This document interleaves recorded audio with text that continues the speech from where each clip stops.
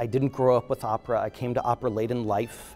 For a very long time, every opera I directed, it was the first time that I got to know that opera. So all I had to go on were the words and the music, not what everyone else has done. And you know, I think sometimes that meant that I did exactly what everybody does, and I didn't feel the pressure to do something different. Other times, however, there are things that just seemed perfectly logical to me that I was able to do because I didn't know any better.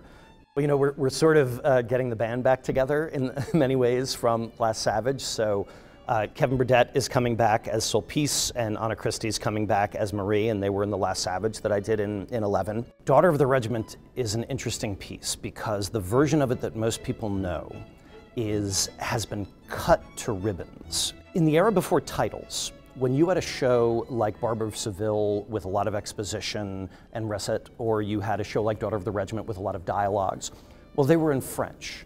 And unless people spoke French, they weren't getting the nuances, and so they ended up just cutting almost all of it. It's as if they went into, you know, any great comic movie and took out every bit of honest emotion or sentiment and only left the comic bits. And so the version most people know is not Daughter of the Regiment.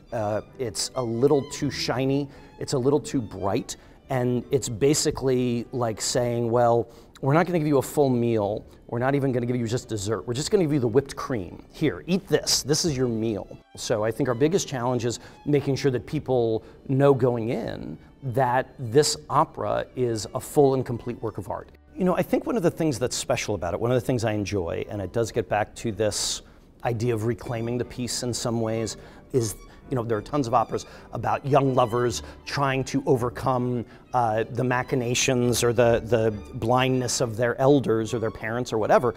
There are very few stories that combine that with people a generation older finding the second chance at love.